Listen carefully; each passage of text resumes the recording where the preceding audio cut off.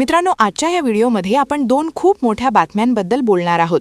पहिली म्हणजे prime minister मोदींचा युरोप दौरा इतका महत्त्वाचा का आहे आणि तो भारतासाठी सोन्याची खाण कसा ठरेल.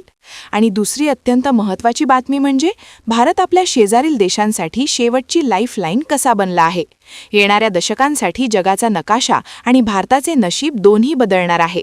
संपूर्ण बातमी सविस्तर जाणून घेण्यासाठी व्हिडिओमध्ये माझ्यासोबत शेवटपर्यंत रहा.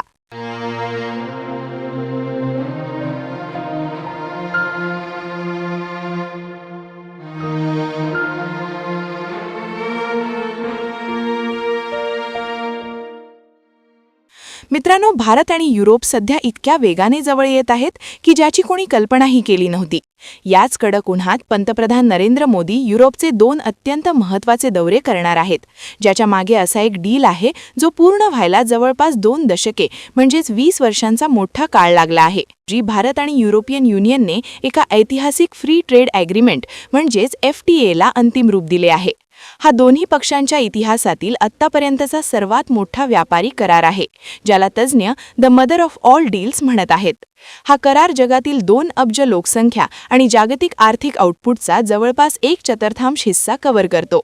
पण कागदावर झालेला हा करार तर फक्त एक सुरुवात आहे, कारण आता सर्वात कठीण भाग सुरू होतोय आणि तो म्हणजे रॅटिफिकेशन म्हणजेच याची अधिकृत पुष्टी.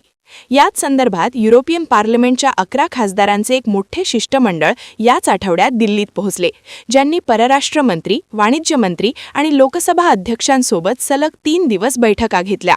त्यांचा संदेश अगदी स्पष्ट होता की आपण आता आणखी वाट पाहायला नको, कारण EU हा भारताचा सर्वात मोठा ट्रेडिंग पार्टनर आहे. 2024 मध्ये त्यांच्यासोबतचा आपला द्विपक्षीय व्यापार 120 अब्ज युरोंपर्यंत पोहोचला होता आणि आता असा अंदाज आहे की या FTA नंतर 2032 पर्यंत युरोपची भारताला होणारी निर्यात दुप्पट होईल. पंतप्रधान मोदींची यंदाची समर आयटिनरी सांगते की नवी दिल्ली या संधीला किती गांभीर्याने घेत आहे. त्यांचा पहिला थांबा ओस्लो असेल, जिथे तिसरी इंडिया नॉर्डिक समिट होणार आहे. यामध्ये डेन्मार्क, फिनलँड, आइसलँड, नॉर्वे आणि स्वीडनसारखे देश सामील होतील. येथे टेबलवर फक्त डिप्लोमसी नाही तर ट्रेड, ग्रीन एनर्जी आणि इनोव्हेशन सारखे मोठे मुद्दे असतील. तुम्हाला सांगू इच्छितो की एकट्या नॉर्वेचा सॉव्हरेन वेल्थ फंड $1 ट्रिलियन पेक्षा जास्त आहे, जो आधीच भारतात मोठा गुंतवणूकदार आहे. यानंतर मोदीजी नेदरलँड्सला जातील, जिथे डच पंतप्रधान रॉब जेटनने आधीच सांगितले आहे की ते मोदीजींचे स्वागत करण्यासाठी अत्यंत उत्सुक आहेत.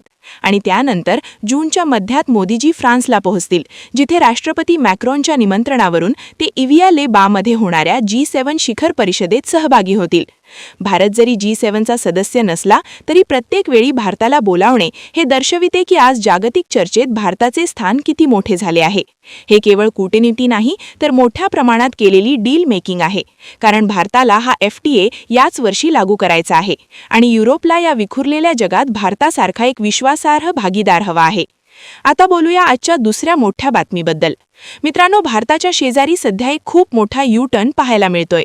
जे शेजारी कालपर्यंत इंडिया आउटच्या घोषणा देत होते, आज तेच इंधन आणि अस्तित्वासाठी भारतासमोर हात पसरून उभे आहेत.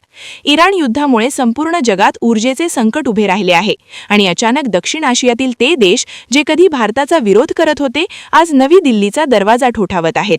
काही महिन्यांपूर्वीपर्यंत आपल्याला बांगलादेश, मालदीव आणि श्रीलंकासारख्या देशांमध्ये भारतविरोधी लाट पाहायला मिळत होती. पण इराण युद्धामुळे होणारी वीज कपात, बंद पडणारी कारखाने आणि थांबलेली विमाने या देशांची कंबरडे मोडली आहे. भारताने आपला जुना कडवटपणा विसरून नेबरहूड फर्स्ट धोरण पुन्हा एकदा सिद्ध केले आहे.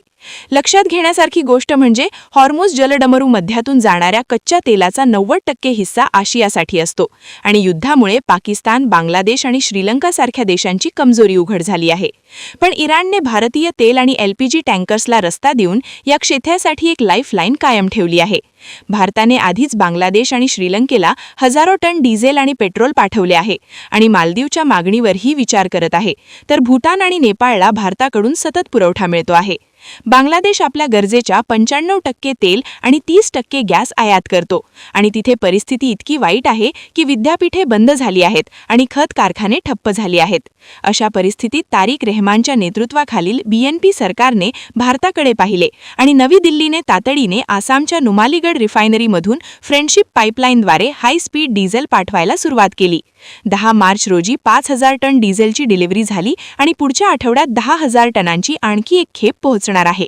ढाकामधील हा बदल मोहम्मद युनूसच्या कार्यकाळातील भारतविरोधी भूमिकेनंतरचा एक मोठा डिप्लोमॅटिक रिसेट आहे.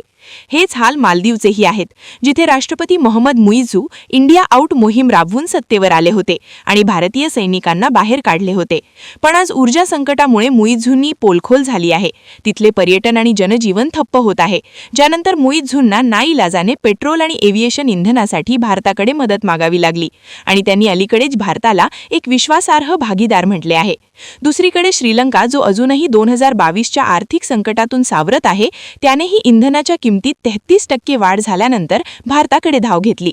राष्ट्रपती अनुरा कुमार दिसानायकेंचे पंतप्रधान मोदींशी बोलणे झाल्यानंतर भारताने तातडीने 20,000 टन डिझेल आणि 18,000 टन पेट्रोल पाठवले, जे 28 मार्चला श्रीलंकेत पोहोचले.